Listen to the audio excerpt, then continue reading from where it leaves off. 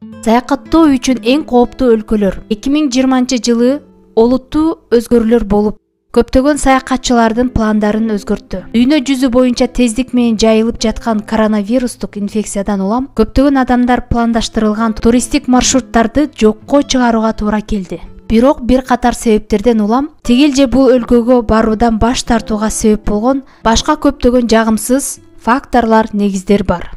Көбүнчө бул диний, этникалык жана аймактык мүнөздөгү куралдуу кагылышуулар, тутанган жарандык согуштар, мыйзамсыздык жана кылмыштуулуктун күчөшү, жагымсыз ар кандай медициналык кырдаалдар, табигый кырсыктар зияратчыларды зыярат кылуудан тайдырат. Салам достор, бүгүн биз туристтик сегмент үчүн эң кооптуу өлкөлөр боюнча сүйлөшөбүз. Кеттик анда. Борбордук Африка Республикасы. Борбору Банги. Расмий тилдери француз Санго. Жаратылышы ресурстарга бай, мисалы алмаз, алтын, уран, мунай. Бирок чындыгында бул жактын туруксуз саясий системасы жана үзгүлтүксүз жарандык согуштары бар эң жакыр мамлекет. Түндүктөгү мусулмандар башкаруучу режимге жана түштүктүн христиандарына каршы күрөшүп жатышат. Бийлик тарабынан тийиштүү көзөмөлдүн жоктугунан мыйзамсыз казып алуу жана алмаз сатуунун өнүгүшүнө жол берип, криминалдык абалдын жогору болушуна байланыштуу. Буга тынымсыз диний жана саясий чыр-чатактар кошулат. Борбордук Африка Республикасынын географиялык абалы аны табигый кырсыктарга эң алсыз кылат. Катуу суу ташкындары учурунда өтө коркунучтуу жугуштуу оорулардын бири холера жана безгектин чыгышы мүмкүн. Ал эми Борбордук Африка Республикасындагы жайдын кургакчылыгында аномалдуу ысыкта Сибирь жарасы ысытма болуп саналат. Аба ырайынын кескин өзгөрүшүнөн жапа чеккен кооз өлкө узакка созулган куралдуу кагылышуулар менен бирге саякат үчүн эң ыңгайсыз өлкө. Бул жерде эч ким сиздин коопсуздугуңузга кепилдик бере албайт.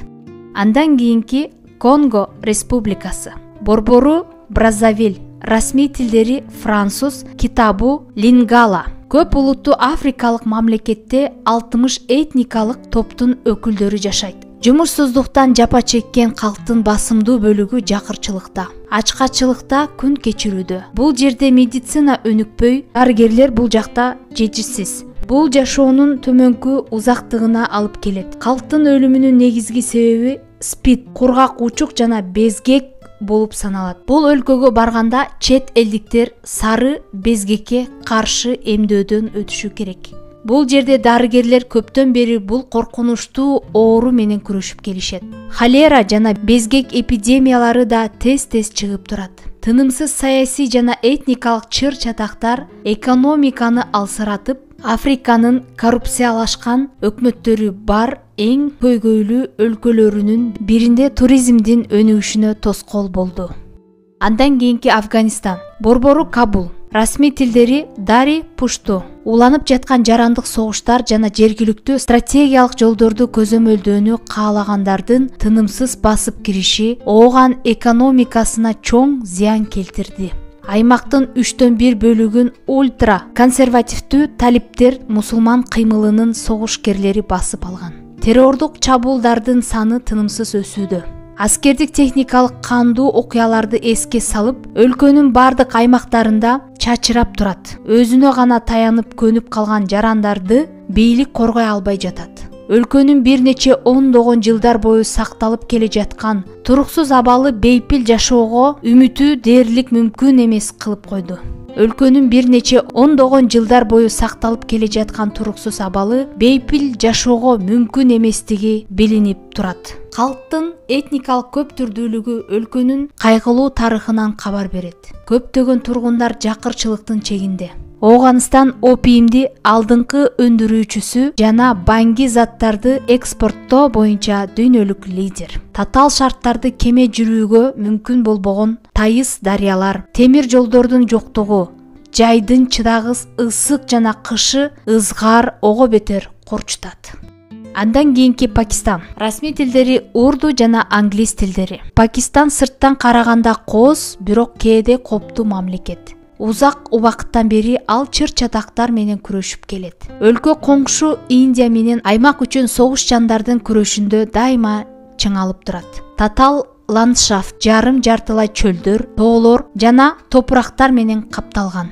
Эки тектоникалык плитанын кошулган жеринде жайгашкандыктан аймактын басымдуу бөлүгү катуу жер титирөөлөргө жана суу ташкындарына дуушар болот. Анын пайдалуу кендери бар: муунай, газ, көмүр, алтын. Ага карабастан өлкө кошуна өлкөлөрдөн келген газга өтө көз каранды жана энергетикалык таңсыктыктын оор кризисин баштан кечирүүдө. Бул жерде интернет цензурасы катуу айтылган. Бул жерде социалдык тармактарга тыюу салынган. Эң булганган өлкөлөрдүн бири химиялык жер семирткичтерди сарамжалсыз пайдалануу. Өндүрүш калдыктары экологиялык кризистин себеби болуп саналат. Пакистандын ири шарларында газдын жана түтүндүн булганышынын деңгээли боюнча алардын орточо көрсөткүчү 2 эсе ашып кеткен. Андан кийинки Ирак, борбору Багдад, расмий тилдери араб, күрд. Өлкөдө оор экономикалык жана саясий кырдаал уланып жаткан куралдуу кагышуулардан улам келип чыккан. Ирактын мусулмандар, суннилер менен шииттердин ортосунда эзелтен бери келе жаткан диний жана саясий келишпестиктер бар. Алар тигил же бул карама каршы тарап тарабынан жасалган үзгүл-түксүз террордук актыларда чагылдырылат. Калктын колунда эбегейсиз көп курал бар. Борбор кааланын көчөлөрүн өкмөттүк армиянын көп сандаган күчтөрү көзөмөлдөйт. Ар бир 10 километр автожолдордо көзөмөл өткөрүү пункттары орнотулган. Бардык диний жана мамлекеттик мекемелердин кире беришинде кылдат жеке текшерүү талап кылынат. Аймактын олуттуу бөлүгү ислам мамлекети уюмуна таандык. Байыркы цивилизациянын эң баалуу эстеликтери менен белгилүү болгон Ирак барууга өтө кооптуу өлкө бойдон калууда. Андан кийинки Гаити. Борбору Порт-о-Пренс. Расмий тилдер француз тили.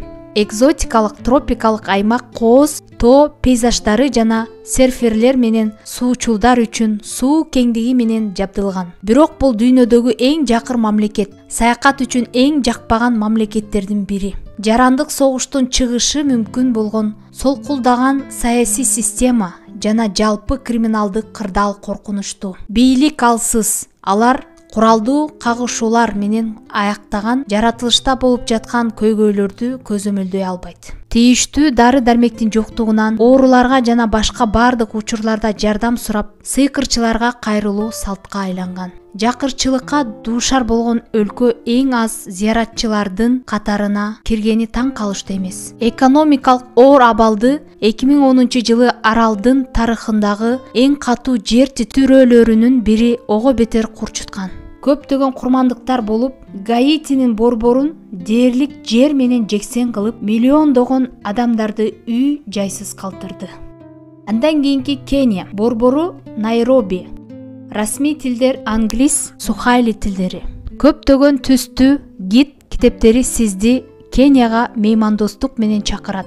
Жапайы африкалык жаратылыштын кереметтүү пейзаждары бар өлкөгө турларды жасоо үчүн. Бирок кооз улуттук парктар аркылуу кызыктуу саякат шаарлардагы бир жагымсыз окуялардын көлөкөсүндө калышы мүмкүн. Кениянын эң жакыр четинде пайда болуу опурталдуу, ал жердеги тургундардын көбү караңгы конуштарда үрөй учурган жакырчылыкта жашайт. Миңдеген байкуштар күн сайын аптаптуу күндүн астында ири таштанды полигонунун чирип бараткан таштандыларынын тырмап бир тыйын табышат. Балдары ушундай эмгек кылышат. Жакырчылык өкүм сүргөн райондордо карактоо максатында чет элдиктерге куралдуу кол салуулар көп катталып, рекетчилик гүлдөп жатат. Өлкөдө коррупция үстөмдүк кылып, көчөлөрдөгү тартип өкмөттүн элиталык аскерлерин көзөмөлдөөгө аракет кылууда. Ушуну менен бүгүнкү видеобузду аяктадык. Каналга катталыңыздар. Сиздер менен кийинки видеодо көрүшөбүз.